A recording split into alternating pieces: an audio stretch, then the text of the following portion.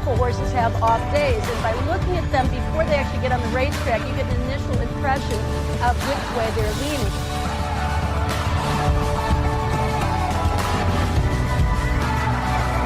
This is going to sound crazy, but for me, it's intellectual stimulation.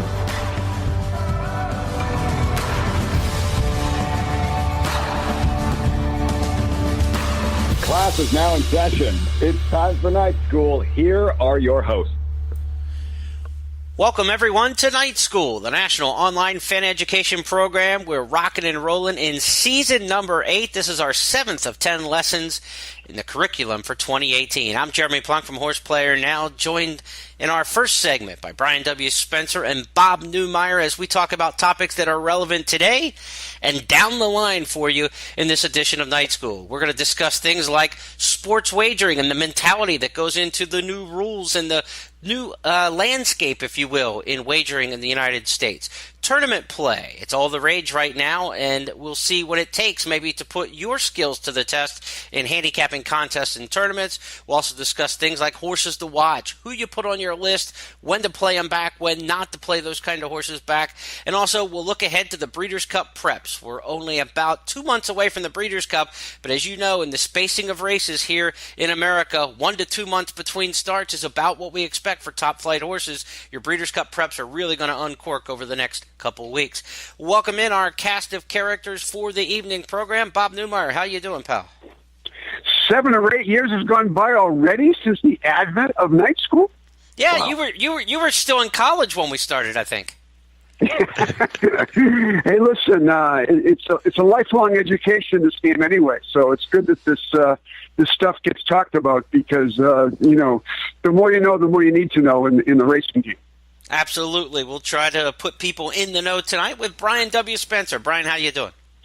I was doing a lot better at halftime of the Bears and Packers game last night than I am as we're sitting here recording this. But that's a pretty typical Chicago Bears thing to happen to the Chicago Bears. Other than that, in racing, had a really good time with Saratoga and Del Mar. I wish I would have been a little bit more profitable, but it was a good summer, all things considered. Obviously, some hiccups along the way, especially on the East Coast. But taking just that slight little bit of downtime here, just that week or two right before we get back to it with the Breeders' Cup preps, and then obviously full throttle towards the Breeders' Cup in just about 7 weeks.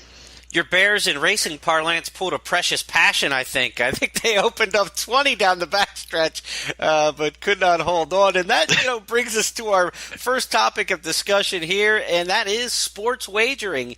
This past weekend, it was really the first week of the NFL season, the second week of the college season, but the first real week since the legalization of sports wagering in America outside of Las Vegas. And a lot of people were getting into the mix of playing the sports versus playing the ponies. But for most seasoned sports bettors, I would say it was much of the same, Mr. Neumeier. There have been many ways over the years to still get down on your favorite pigskin team. Yeah, I mean, there's a lot of similarities between sports betting and horse race betting, shall we say, or thoroughbred betting. I think the one that really stands out for me is how difficult it is. That's been the one of the reasons why I'm attracted to it, is because I like tackling difficult things. But when you think about it, from what I understand, certainly legalized sports wagering now is going to be vary from state to state, much like racing is. Racing has its own little jurisdictions, its own little fiefdoms, if you will, and they set the rules for stewards. They set the rules for medication. They set a lot of different rules, even takeout, which is, of course, the death knell of all of our players, is takeout or taxes on horses and playing horses. So, yeah, it looks easy. It looks easy the 7th at Belmont. It looks easy when Jacksonville plays the Giants +3. But when you get right down to it, man alive, if you can keep your head above water, and I use the 60% cutoff, which I'm still looking to get in terms of my NFL picks. I'm anywhere pretty good from 55% to 60% over the years, which is pretty darn good.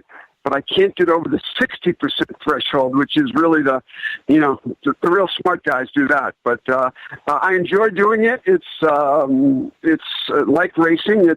It's fun for me, And while I've never placed a legal wager, I certainly placed some illegal ones. There's no doubt about that. But I don't live in a legal wagering state, so let's leave it at that. But I do enjoy it, and I find it very similar to thoroughbred racing.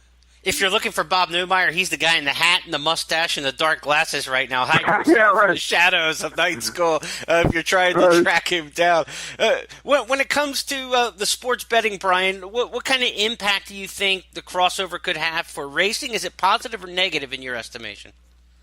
I think that is a question that is going to be answered a little bit more down the road. I think it's all just kind of guesswork at this point in time. I've never claimed to be a particularly involved sports bettor. I could count on my two hands the number of actual sports bets I've made in my entire life. But that being said, I think watching the reactions to sports betting becoming legalized, what's been very interesting to me is kind of seeing how people in racing are responding to it, because on one hand there's a lot of, I think, very well-meant excitement because being able to wager legally on sporting events I think it's a good thing when we kind of narrow it all down. But that being said, I think it's very important, and this is what's going to be the big thing that I want to watch over the next year or two, is yes, I think it can be good for racing because I do think there is a very natural crossover in that, but I think it's very important, and I don't know exactly how this is going to look from jurisdiction to jurisdiction and track to track, but I think it's very important that we don't get focused on sports betting as kind of a shiny new thing or a potential new savior for racing. We've got our own backyard to take care of right now, and while I think there is a natural progression to getting sports players into playing horses and vice versa, I don't think maybe it's quite the savior and the thing we should all be focusing on quite as much as I'm seeing a lot of people focusing on it in the early stages. Yeah, there's been a lot of talk. They've commissioned some meetings at Keeneland, kind of a roundtable discussion. It's been a big part of the jockey table roundtable discussions, and certainly at places like the Arizona Symposium and EquestriCon and things like that. There's going to be much ado about it, and what the racing industry will do about it. I'm a bit skeptical, to be honest. I'm not one who firmly believes that all publicity for gambling is good publicity for horse racing. There is a positive to me in having the curtain dropped on the illegality of being a bettor, and to kind of shine light on it will make more people feel like, okay, it's okay, it's socially acceptable, if you will. It's part of the mores now in the country that it's okay to gamble. But it was always okay to gamble, I mean, it's one of those things. And so I don't know that just having more gamblers out there means that they come over to the racing side. The fear for me is some of them get pilfered away from the racing side and end up over on the sports gambling side of it. So I'm a bit, I'm an optimist by nature, but in this particular case, I think I'm a pessimist in my assessment of it. I'm not sure that it's going to have a great positive impact on the racing side. How do you see it, Bob? Well, I mean, if you go to New Jersey, which has legal sports betting, and Monmouth Park, I believe right now, I mean, you can go there tomorrow. And I believe the racing has been shut down there over the weekend was the last days at Monmouth. But I'm thinking about, like, what is the motivation for someone to go to Monmouth Park? Is it racing? Is it legalized sports betting? Or could it possibly be both? For example, if the motivation was legalized sports betting and I wanted to go to Monmouth Park to bet on the Jacksonville Giants game, and I bet the Jacksonville Giants game at Monmouth Park, and I just said, well, now that I'm here, I might as well bet a few bucks on the 4th at Monmouth because I wouldn't have if I had been at home. So I honestly think, Jeremy, that I don't know how much money is involved with that. I don't know how much crossover there is between sports betting and thoroughbred betting, because nowadays, with mobile apps and with internet and with the ability to bet at home and all of that stuff, it makes it very easy to click away a bet at Monmouth or make a bet at the Meadowlands or whatever. I'm not so sure how it relates one to another and how much more handle, if you will happen, because people who are interested in betting sports will now also suddenly be interested in betting horse racing. I'm not so sure. the one thing horse racing has over other forms of gambling, which I've always been big about telling folks when we do our seminars on track or one of our fan education, productions, is the great thing about parimutuel wagering, which is, the difference between thoroughbred betting and say sports betting, is that you're not playing against the house. You're playing against everybody else. And so if you're smarter than the competition, if you can outwit everybody else and look for value, you can beat the other people in the game. You don't have to try to beat the house. You're not trying to beat a slick line maker, a professional who's setting an unbelievable line of an over-under of 42, and every game turns out to be 21-21. They have an uncanny ability to hit those numbers. In the thoroughbred game, we only get the favorite right about 35 to 38% of the time, and it's a much tougher handicapping exercise than picking one versus one. So, I think the racing lure is that you're going against other folks, and you can outwork and outsmart them,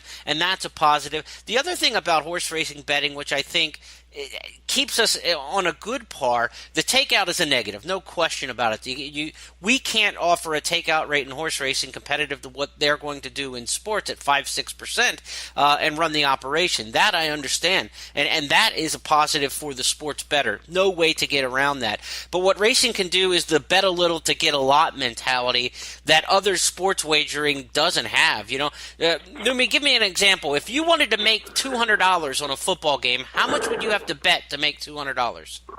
Well, usually it's what they call the VIG, and that's usually 110 to 100. If I lose 110. If I win 100. And that is very similar, I think, to takeout in horse racing. Now, it varies from jurisdiction to jurisdiction. And I think one of the things that people need to understand, and they don't, as far as I'm concerned, is how little takeout affects max takeout. And little takeout is like what they're offering at Kentucky Downs, for example, in terms of the pick 5 and other things, where the takeout is only 14%. And you compare that to a pick 6 at NYRA that maybe 25%, or some egregious takeout at Parks, which is 30% or 28%. And I'm hoping that people understand what they're getting into here. Some may not. But the takeout is what makes the darn thing so difficult, because you can be right X number of times and still be wrong. I'm delighted, by the way, that Kentucky Downs has offered such a small takeout. And I can see it, by the way, in their payoffs. And if I'm right and hit something, an exacta or a pick 5 that I thought was going to pay $50 and winds up paying $80, I'm delighted. And people think, oh, it's just 3%, it's 4%. Who cares? No. Over the long haul, it's really important. So the difference between the two, I think, by and large, the sports betting takeout is the VIG, if you will, is like I said, about 10% of 110 to 100, where in thoroughbred racing, it can be almost anything.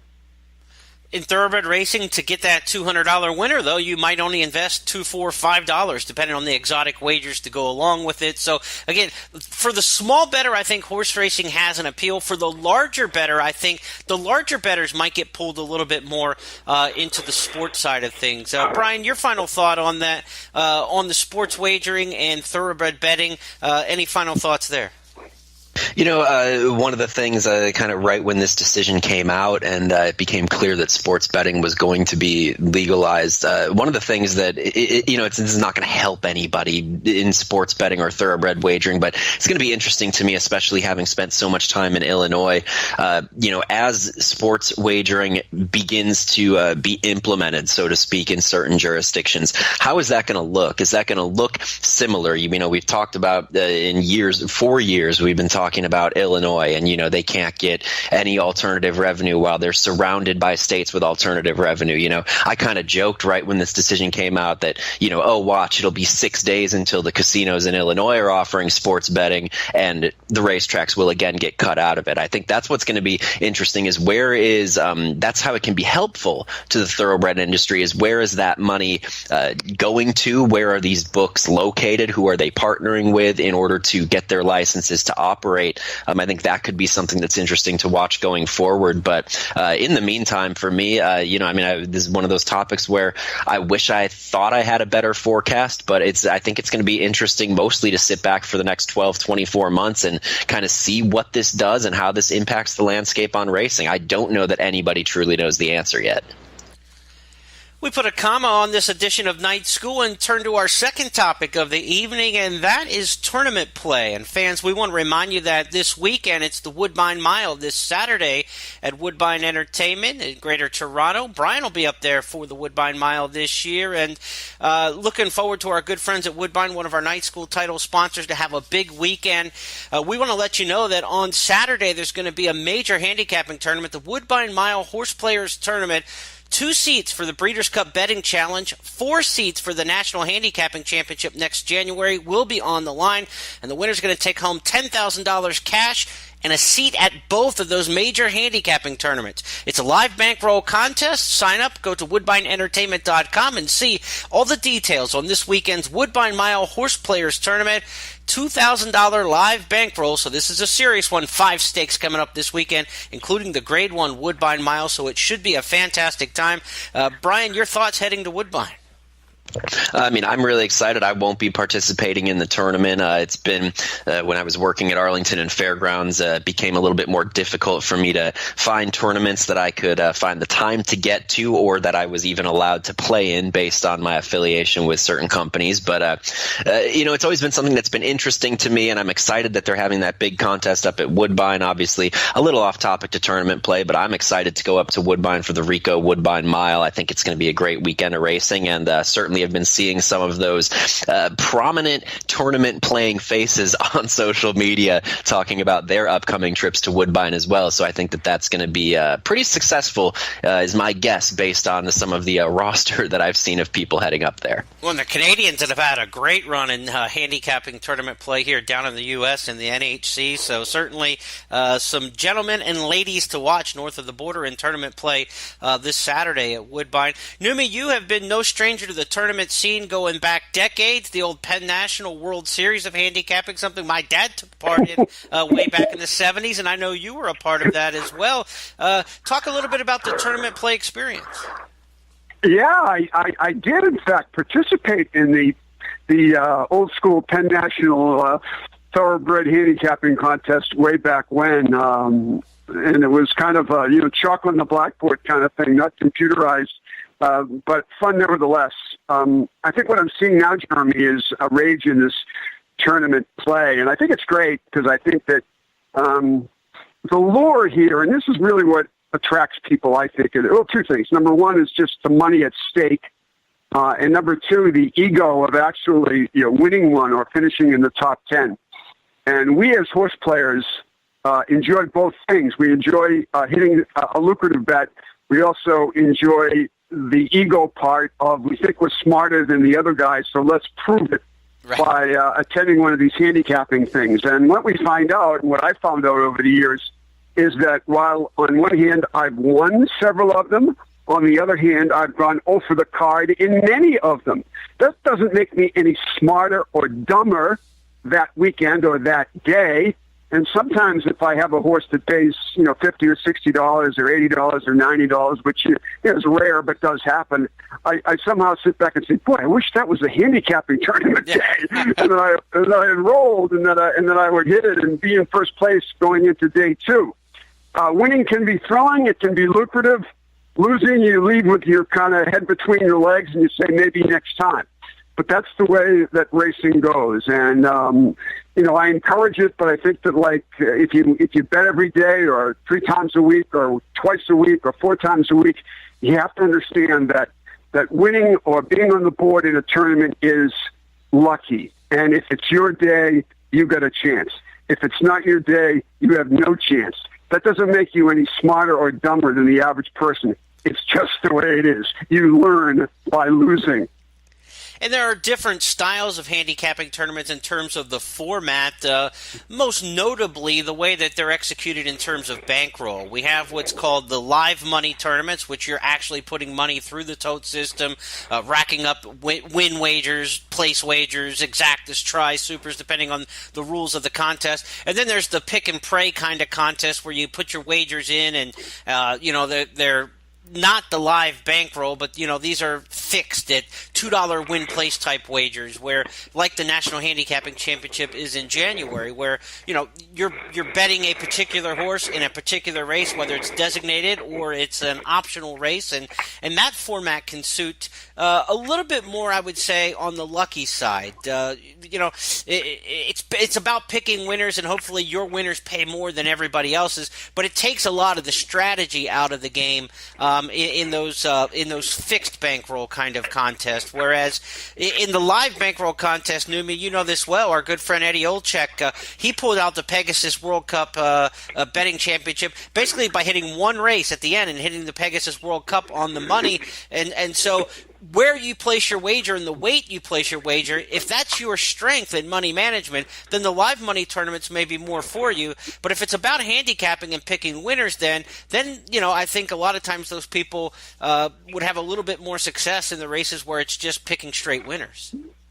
Yeah, I mean, look, that's why it's important to read the rules and understand the rules. And, people say, well, let's develop a strategy. Well, I think that the basic strategy is, yeah, you got to pick winners, but, we use the term value all the time. And you say, well, what is value? Well, value is, if you look at it in terms of, I'm trying to put it in layman's terms, what your house is worth or what, your car is worth or whatever. And sometimes, we'll see a horse, we think we have a feel for what the odds should be.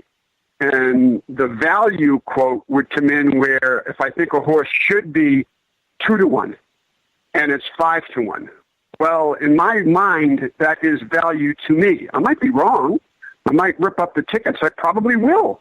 But in the tournament world, value is extremely important because typically, whether it's live money or pick and pray or whatever, it's generally based on how much you've won, how much you will win.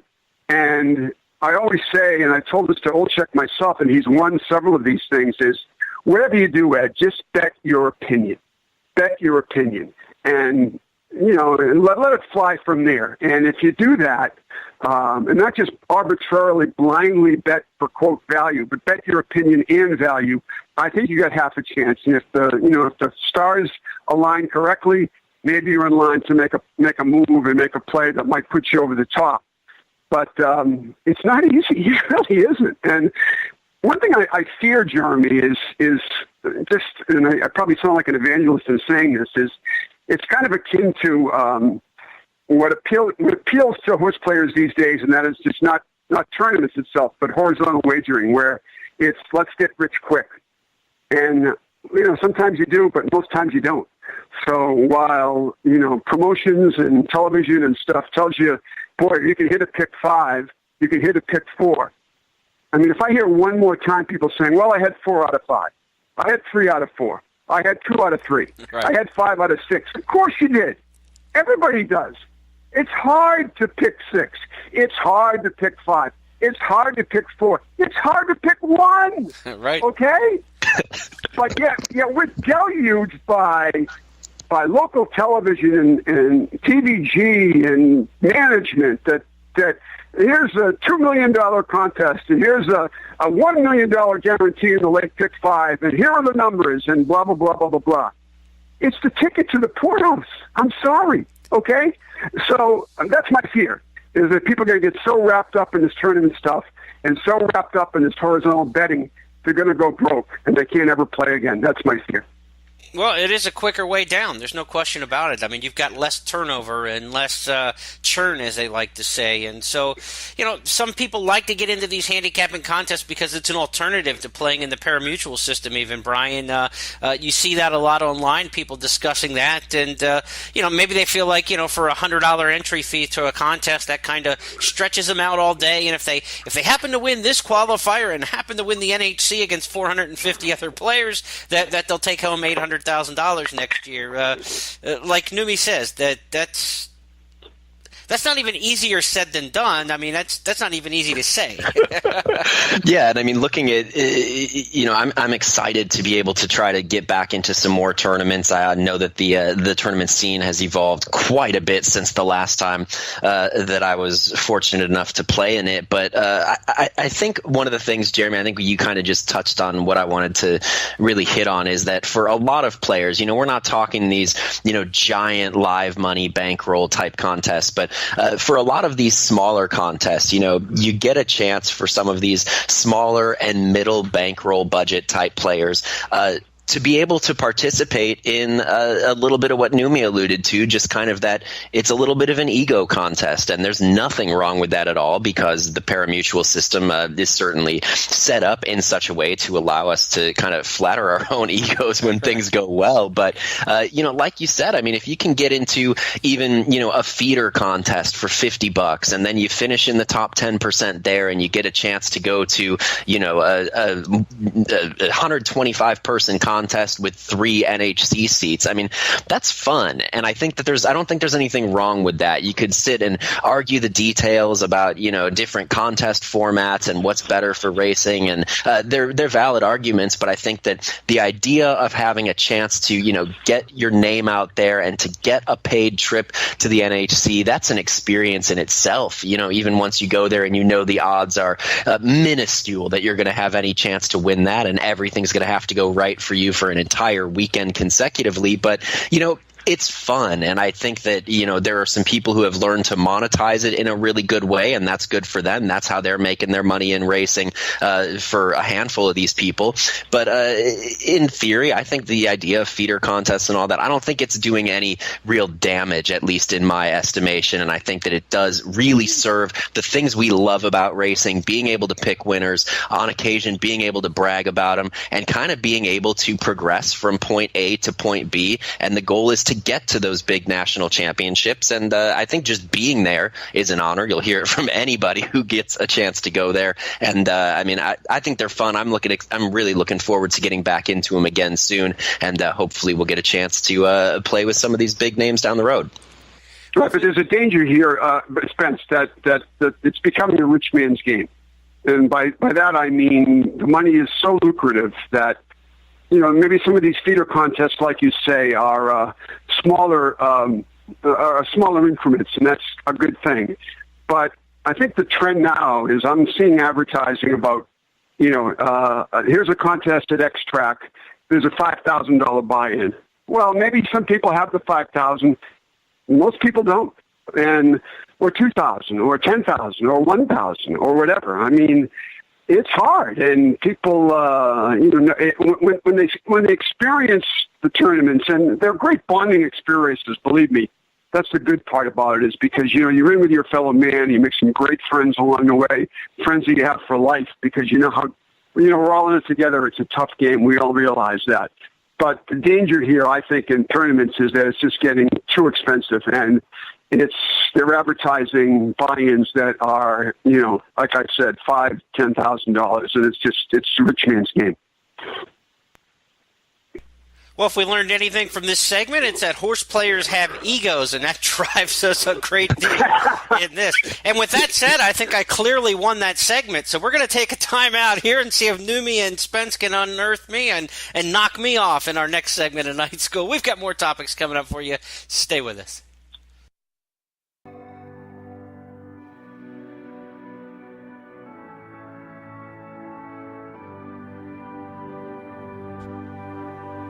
And we'll be right back with more Night School.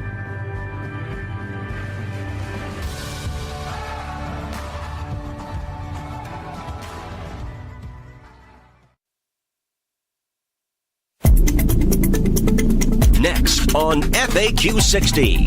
Speed figures. Most American quarter horse races blaze by in 15 to 25 seconds, so the emphasis on speed is obvious. Raw times are a starting point in the discussion of how fast a horse may be, but the speed figure takes into account track variance and wind speeds.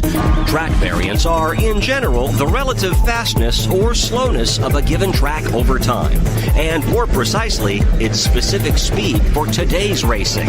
Conditions primed for fast clockings may fool the stopwatch, but speed figures help horse players put them in their proper context. Speed figures are printed in the program and past performances for each horse in each race. The higher the number, the faster the horse. This FAQ 60 is brought to you by AQHA Racing and Horse Player Now. For more, go to AQHARacing.com. I've never experienced anything like it. I thought to myself, this could be today. Why not today? And it was. The horse went from last to first and won by a nose. Winning the NAC changed my life. It never would have happened without TwinSpires.com. I won a TwinSpires qualifying tournament and went on to take the $1 million prize.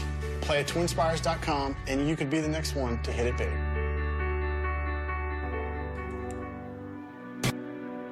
Welcome back to our Knights at the Round Table.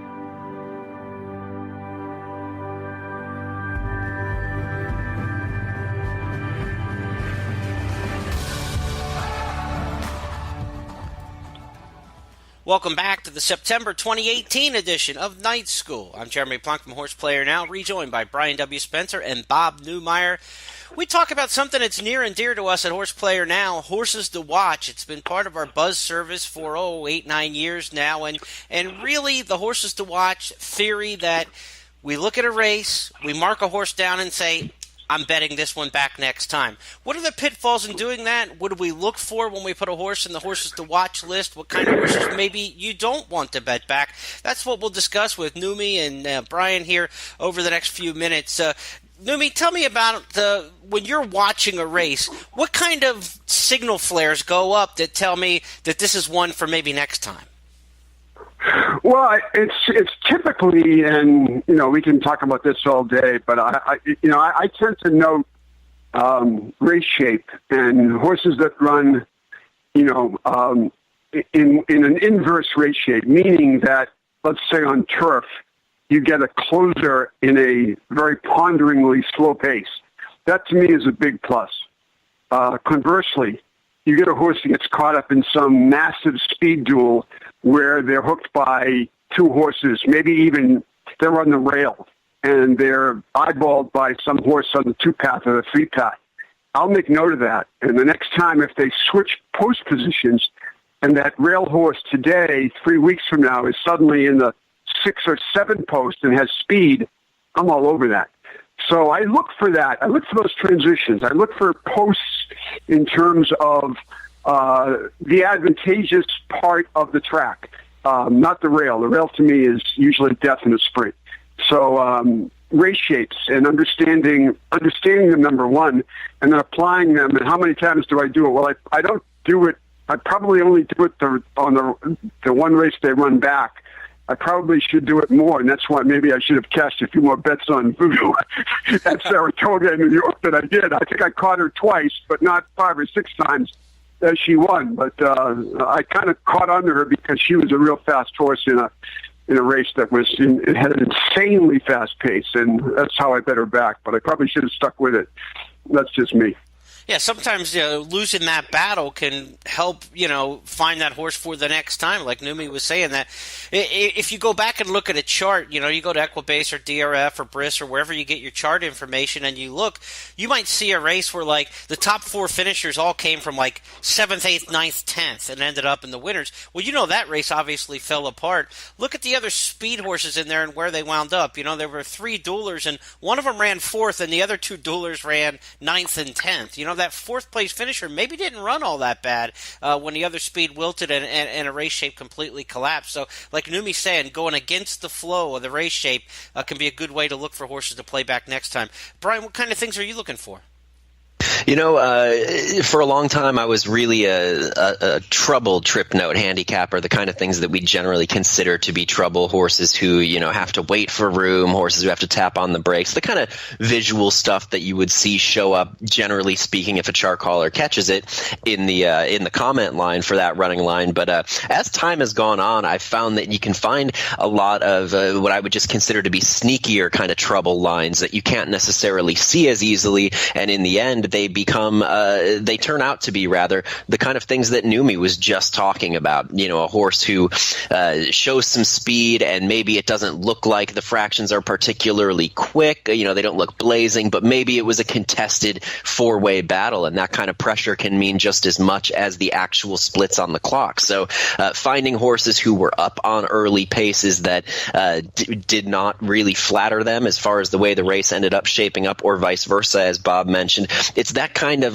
less visible trouble. Those are the kind of horses that I've been putting into my stable a lot more lately, because a lot of times you'll have a horse who's in decent form, and then either they're trying to finish into a paceless race, or they're up close to a race that falls apart. And a lot of times, especially if it's a little bit more subtle maybe than, a 20-4 and 43-2 kind of set of splits that you see, sometimes that more subtle trouble will lead you to a much bigger price next time out. The more of an excuse you can find for a horse visually watching a race that you can't find on paper is going to always benefit you, because what you see on paper 9 times out of 10 is what's going to determine the majority of the price you're going to get next time out. So I think trying to uncover those kind of hidden trips, so to speak, is really the way that I've gone about trying to get some horses who are going to be generally overlaid in their next trip to post. Yeah, and what happens too is I think that when people talk about trips, well, you're talking about one aspect of it, Brian. And the other aspect of it, which I think is way overrated and way overbet, is on turf in particular, when a horse is blocked or steadied, which he always is, and people say, well, next time I'm going to bet horse X because that time he was blocked and steadied. I got news for you. People can see that. People can see it on replays, because good horse players watch replays all the time, and chart callers can see it. And inevitably what happens the next time they run is that they are way overbet, because people say the last time they ran, well, we should have had him that day because he was blocked and steadied, so this time he's going to get a free run around the track and be a winner. It doesn't happen, and typically they're overbet. I look for spots to go against them, because I'm the one that's always going against the flow, and the flow here is, let's play a trip horse who, did get blocked or steadied. I say he should be, 5-1. Instead, he's 9-5. Not me. I think one of the things you want to do when you identify these horses, too, is to already be thinking ahead of the situation in which you're interested in them. Just to blindly say, oh, I think this is a really good horse to bet next time. Well, in what context, Does the horse look like they want to go longer than the particular race that you saw today? Maybe you saw something late. You saw the horse run in spots, a mistimed move by the jockey. Do you want to see a different distance? Do you think this horse may run better with blinkers next time? If given that kind of opportunity. Was the pedigree not for today's situation? Maybe you have a horse that's by a route sire. Say you've got a horse by English Channel to go long on the turf, and debut's going 5 on the turf. Well, maybe you didn't like that horse so much, but showed a little bit of interest. Now, the next time, I like this horse, but not if he comes back at 5 furlongs again. So, in your notations, whether you do that physically in a notebook, or you type it into a little Word document that you keep, or if you use one of the electronic services, Stable Alerts, Stable Mail, Equibase Virtual Stable, the different proprietary free products that are out there, no matter which system you use, have yourself a sense of what you want that horse to do next time, so that when they run back where you think they best belong. And I think that serves you well, because I can tell you this from a lot of experience, literally putting thousands of horses on watch lists over the years, is sometimes you get married to the horse and not the real reason why you like them. I'm looking for Smarty Jones to run a big race next time, But Smarty's not coming back where he should, for whatever reason. They're coming back at the same distance that was problematic last time. So if the distance wasn't good for him last time, it probably won't be this time either, or the same class level. So you're looking for what can improve this horse and move it forward, and so have a sense of that moving ahead of time. Another thing that I think is really, like these guys are talking about, not your typical troubled trip line when you're looking for horses to bet back. I think one of the real hidden angles that has served me well over the years is when you have a horse that runs well for an ice-cold barn. Keith DeSormo, the first half of the meet, could not find his way at Del Mar. Then all of a sudden he had a couple first-time starting 2-year-olds at 30, 40 to 1 running second or third. When cold barns have horses that start to outrun their odds, it's usually a shot that you want to start betting back all the horses from that barn, but particularly the ones that started the streak, because things were not going right. Whether there was something going through the barn, maybe they were just behind in their program and development, maybe they were aiming for later in the meet. When they start to turn that corner, that first horse for a cold barn that starts to show some good life, those are the kind you want to jump on when they run back again. Anytime a low percentage outfit or an ice-cold barn has a horse do something that looks exceptional to you, whether based on your perception of that horse's talent or its odds outrunning the odds, I think that's a good situation to jump back in on. As far as horses that you may not want to bet back next time, Numi, give me a situation where you liked a particular horse in a race, but now when he comes back, suddenly you're not interested. What would get you off of a horse that you liked? Yeah, it's tough. I mean, I just looked at it, and what I've noticed, Jeremy, in just doing race by race, is in terms of trying to get a grasp on the analytics of a race. And by that I mean, does X trainer improve dramatically second time out than he does first time? I mean, I want to know this information, and it's pretty easy to find these days. But what I'm noticing is that a lot of these trainers, they don't run in the same condition race to race. For example, if you have a race that's an optional claimer, non-winners of 2 or whatever, and trainer X has a horse that won a non-winners of 1. It's now moving up to a non-winners of 2. The other horse has the other trainer has a horse that's been running in a sweepstakes, and he's now suddenly down in non-winners of 2. So this is something you have to take into consideration, and that makes it a lot harder because there may be 8 or 9 in the race, and maybe 2 of them are coming out of the same condition that this race is run. Whereas 7 of them, 4 of them may be going up, 3 of them may be going down, and how do you figure it all out? I think that's the difficulty here, and that's why it's so damn head scratching. Is that when you do have a winner, you should be so thankful because you were able to figure it out and it runs the way you want it to run. How often does that happen? Not so often. That's why it's important that when it does happen, and I've stressed this constantly, is that when you do win, that you pay for the 8 or 9 losers. And that's my way of looking at it, is that, I'm going to be wrong, whether I'm going to be right, but when I'm right, I want to pay for the times that I'm wrong. That's how I look at it. Yeah, get paid when you're right. No question about that. Right. Spence, one thing we've noticed with the buzz and then, the different, we've probably had, 10, 12 different handicappers in the buzz report over the years is staying with a horse more than once can often reward you because, like I just mentioned a few minutes ago, sometimes when they run back that first time after you've put them on a watch list, it's not necessarily in the right spot, or they just ran into a really good horse who was better than they were. Staying with a horse 2 or 3 starts after they caught your eye can be rewarding, and that can even inflate the price some. And that's been an angle that has kind of dovetailed very well with my sometimes stubborn wagering personality because you'll get a horse where you're just whether it's from a race shape perspective, whether it's from some traffic, whether it's from some combination of all of these, and you're sitting on what you'd absolutely consider a 5-star horse, and the end of your note says, as long as he gets a fair pace next time. And then you look at the field, and the horse is absolutely going to get the same terrible setup that he or she got the time before that. Sometimes those horses will still run well, and sometimes I'll still give them a chance. But certainly, if you hang on to a horse, let's say the same thing happens again, and it's not that obvious on paper that the horse got into a really contested early battle. Now, all of a sudden, a horse who was 3-1 2 starts ago, 9-2 last time, is now 7 or 8-1 because it looks like he's tailing off. Sometimes if you can find a horse and you can get those sort of hidden trouble trips to stack up even, that's even better. Now you've got 2 trips that a lot of people don't notice that something necessarily bad happened, and all of a sudden you're getting a significantly overlaid price. That's been a source of, as you mentioned in years past for the Buzz, it's been a source of a lot of hits, I know, for myself, for Brian Natto as well. Just, giving horses, quote unquote, one more chance if you saw something that you really, really liked and it didn't come out first time out off of that note. Nothing wrong with that. There have been a few of those lifetime Buzz horses that have reappeared and reappeared and reappeared and reappeared, and sometimes they will eventually take you to the pay line. If we're doing the homework on these everyday races, which I highly recommend people do, you don't have to be betting every day to do your homework. Go in, check the charts, download past performances when you can and when you can afford to.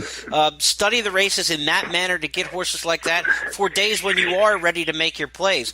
One day where we're all going to be playing is Breeders' Cup, November 3rd and 4th this year. And guys, when we get ready for the Breeders' Cup, the preps are right around the corner. I mean, we're talking Woodbine Mile coming up this weekend, Pennsylvania Derby and Cotillion coming up the week after that. The late September preps are really the keys now in the first week of October into Keeneland.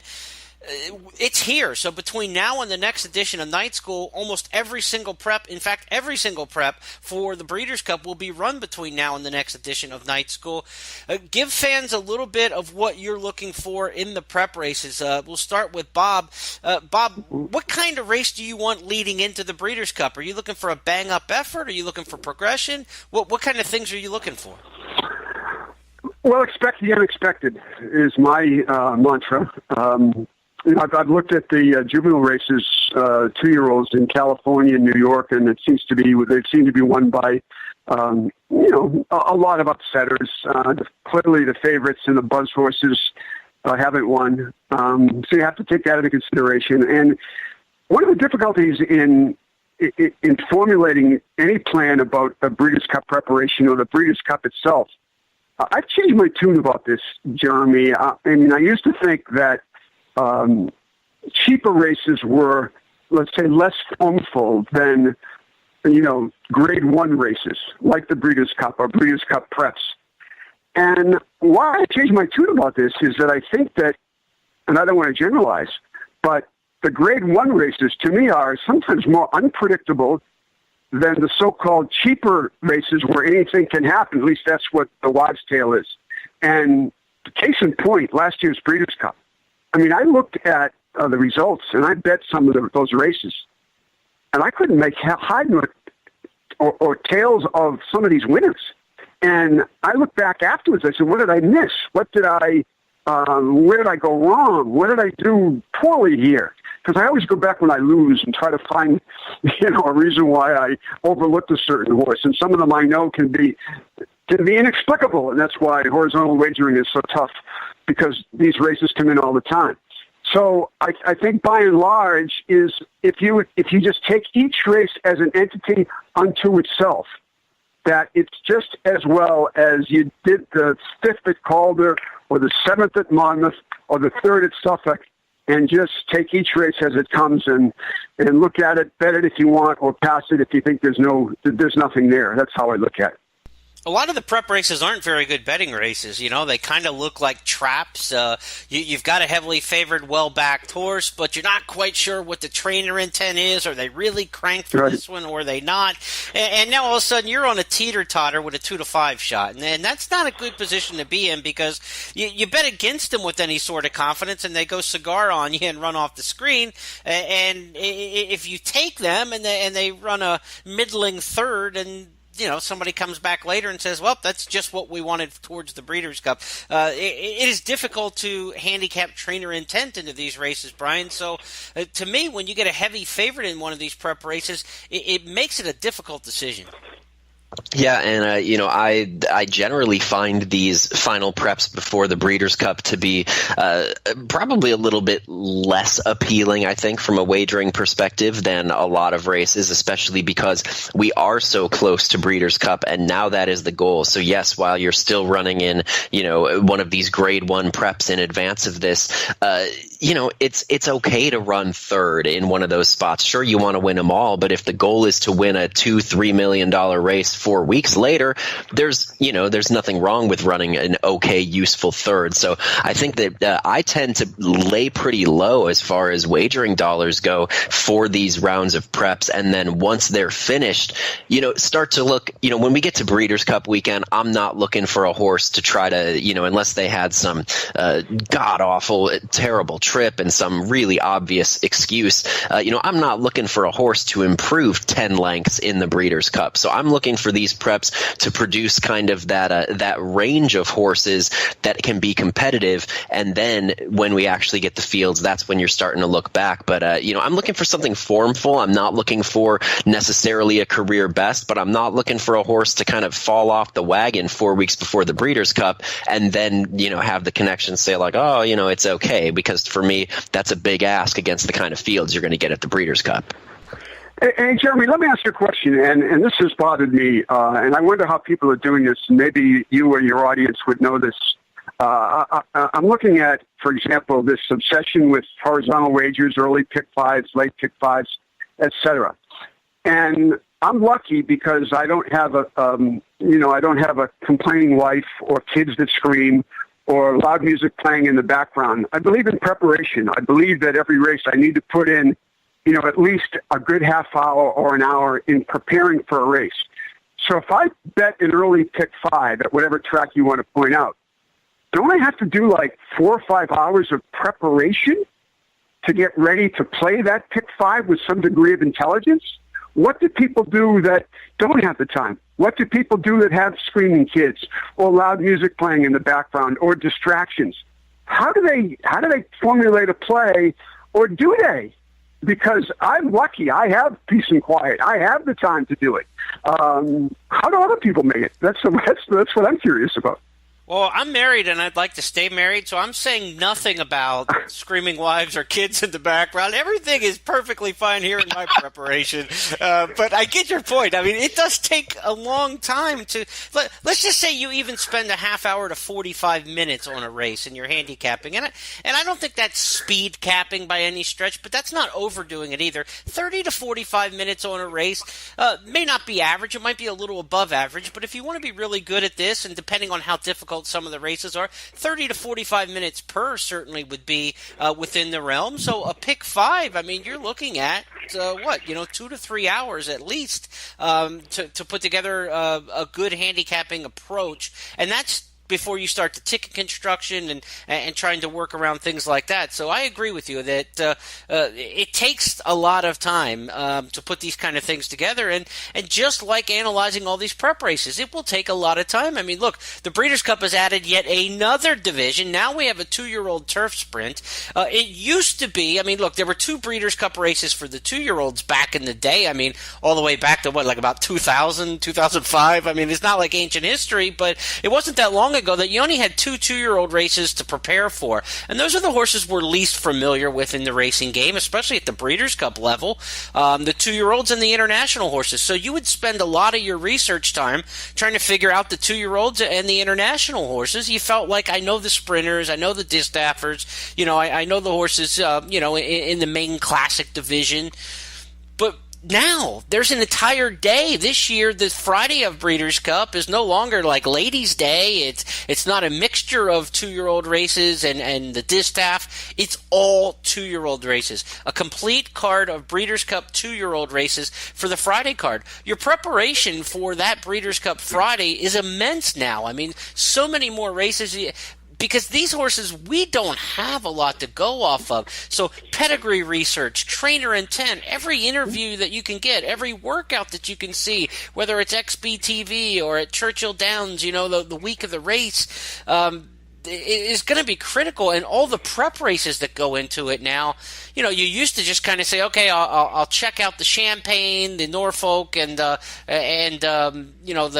Breeders' Futurity at Keeneland, and that'll get me through. Now half those races have different names, and there's 5 more divisions thrown into the mix, and so many more 2-year-old races you have to prepare for. And the one thing about prep races with the 2-year-olds that people really, really have to keep in mind over the next month, most of these prep races now are going going to stretch horses in distance. Everything we've seen to this point has been 5, 6, 7 furlongs max to the hopeful in races like that.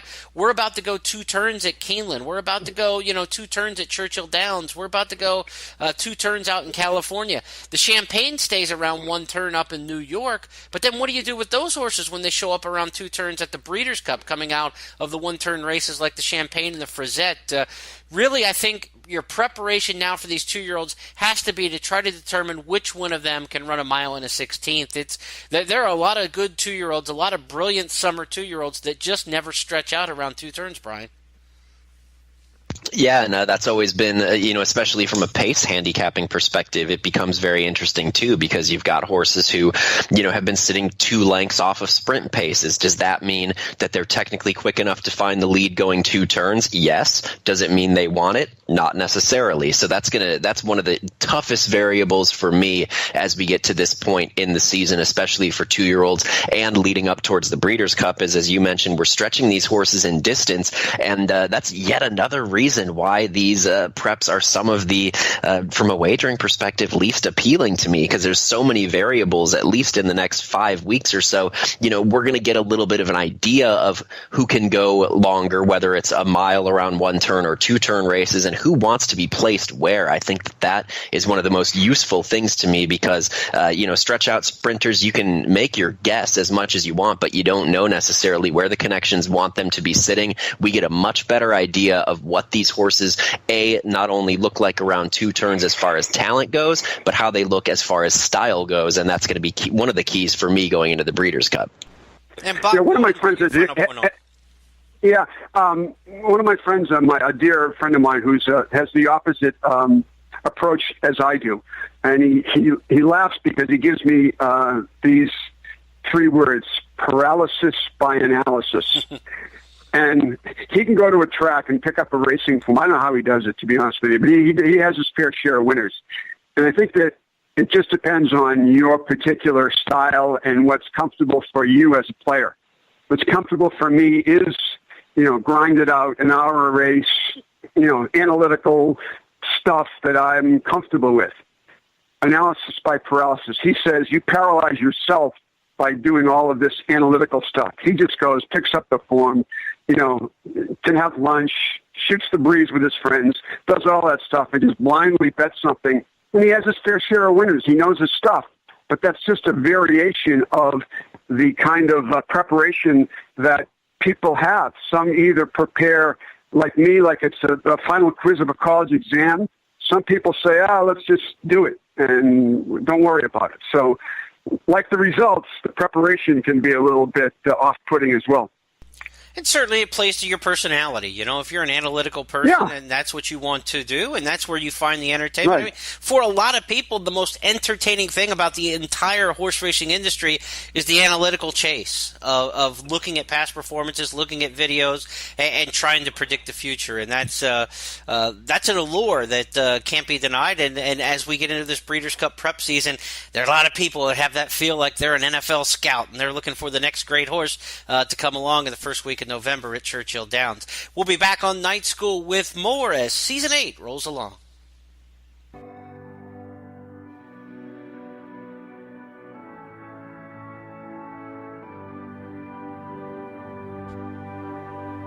And we'll be right back with more Night School.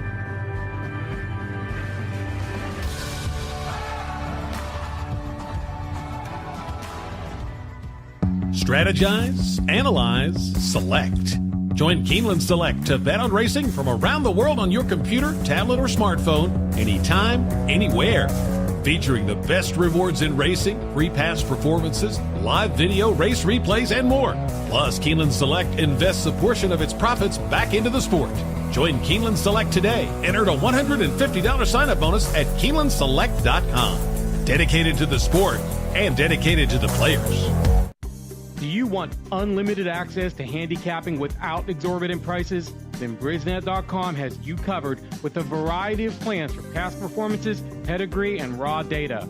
The Brisnet.com Performance Plan offers unlimited PDF past performances for just $75 per month and is available at Brisnet.com/PP. American Produce Records Online puts the pedigrees of nearly 1 million dams and more than 2 million foals at your fingertips, plus sire stats for only $275 per year, and is available at brisnet.com/APR. The brisnet.com data plan offers unlimited access to race day data files, perfect for handicappers with their own database or to plug into other people's programs.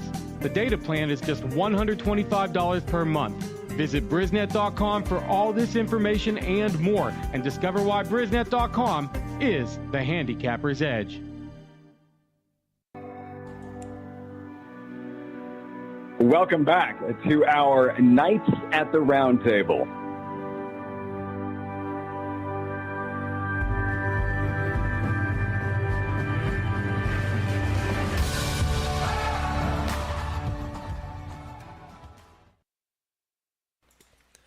Welcome back in to Night School, joined for a special segment here on the September edition by Caton Bredar. Caton, unfortunately, we missed you on the round table, but definitely wanted to get your view on one of the topics that I think that you're somewhat uniquely positioned for, as you're a very well-known national racing analyst. You seem to always kind of have a great idea of what's going on around the country, and we spoke a lot about these upcoming Breeders' Cup preps last weekend in September, first weekend in October.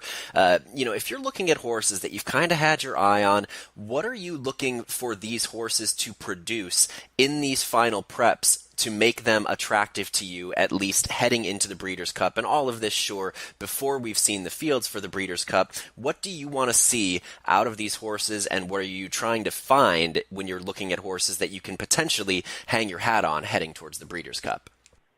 Well, especially with established horses, and in this respect, I think it's more the 3-year-olds and up versus the 2-year-olds, because I think that it's sort of a different category in trying to assess Breeders' Cup potential. But when we're talking about those horses that have some established form that you've sort of had your eye on all along, I'm looking for that last race before the Breeders' Cup to be a positive.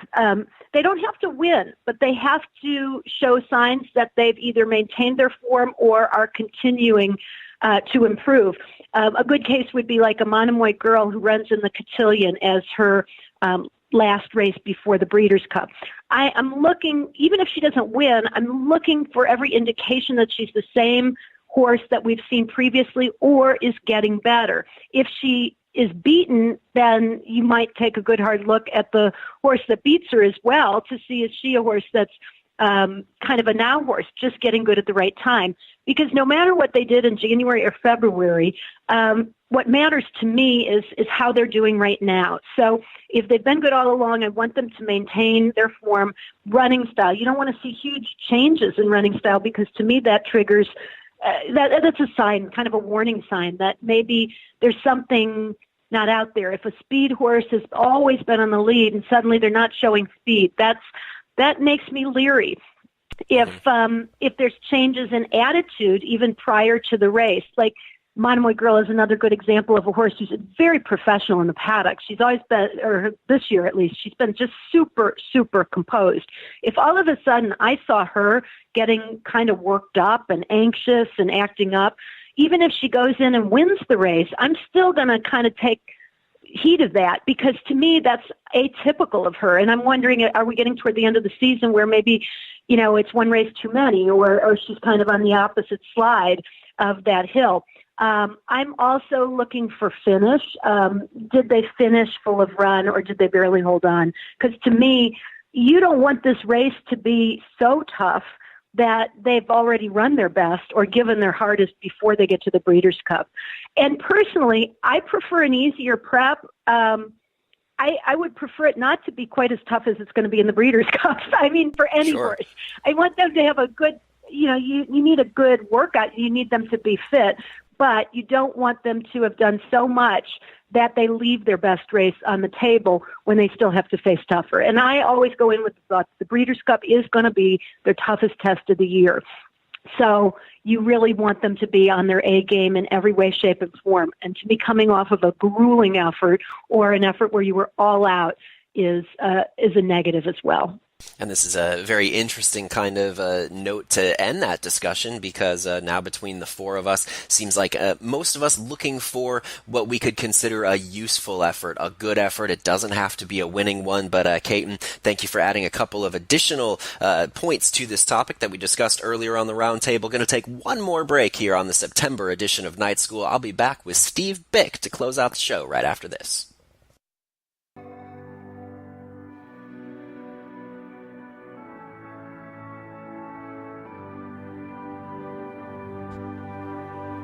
And we'll be right back with more Night School.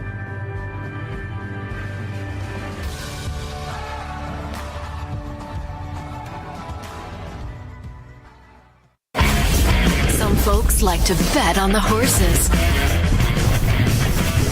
Some like to bet on the games. Some folks like to bet on their phone. And some like to bet from their suite. So what's your best bet? All of the above. No matter how you like to bet, Remington Park is your best bet yet. With world-class horse racing, OKC's newest casino, and online suite booking now available. Remington Park, it's your best bet yet. Hey, what's going on? Mikey here, and I'm going to tell you about an offer from my good friends at ExpressBet. Let's be honest, we know you love playing the races, but you can't always make it to the track. Sometimes life just gets in the way of a good bet. Well, what if I told you about a place where you never miss a bet and you start with house money? You'd say I'm crazy, right? Well, not at ExpressBet. Your first $100 are on them. That's right. Sign up with expressbet.com using promo code XBRadio, bet $100, and they'll deposit $100 back into your account the very next day. Hey, plus you could get an extra $25 if you use Express Fund Direct Deposit. You see what I mean? House money for betting the races. It's that easy. Check it out at expressbet.com to learn more. And don't forget to sign up with promo code XBRadio. You're gonna love it. And that's a Mikey guarantee. Must be 18 years or older and 21 years old in certain states to open an account with ExpressBet and reside in a state where such activity is legal. Void where prohibited. National Gambling Support Line 800-522-4700. Welcome back to our Nights at the Roundtable.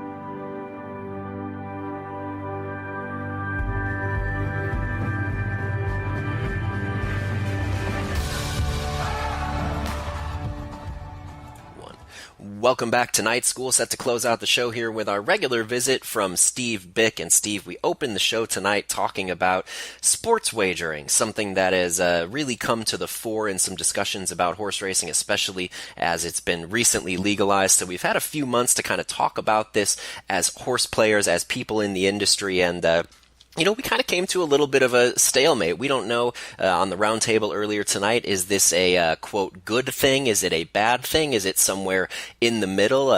What is kind of your overall take on the legalization of sports wagering as it pertains to racing? Is this something we can benefit from? Is this something that's going to take business away from us? How can racetracks best approach this, and where do you see the future of these two gambling avenues converging or diverging as it may be? Well, I can say off the bell that I have maintained that it's an opportunity and it's a positive. Anything that brings people to, if it's going to be to the racetrack, if it's going to be to the OTB, if it's going to be in our bailiwick, that's a positive. And there's certainly going to be sports bettors out there that have not maybe ever never ever been to the racetrack. And then there's going to be a crossover, some that are horse players and sports bettors that are, operating either offshore or illegally. And to put this into the mainstream and to make, basically to have it taxed and, for it to be an income stream for the racetrack businesses, the entities that are going to be a part of the sports bet taking, to me, it's a positive. And we're in the bet taking business. Mm-hmm. This is a different kind of a bet. It's a different risk management. It's obviously not pari-mutuel. So that's where you see a lot of these partnerships being forged, the William Hills being brought in. But I've maintained from day one in tracking the 7-year odyssey that Dennis Drazen and Monmouth was involved in. Every time Monmouth and Drazen got beat in court, Dennis would come on the radio with me and explain where it was and where it was going and why they were ultimately going to win. And I believed in him, and I believed in his whole premise. And Dennis was smarter than everybody in the entire country, from a legal side, from every perspective. Dennis Drazen was right, and everybody else was wrong that said they would never win.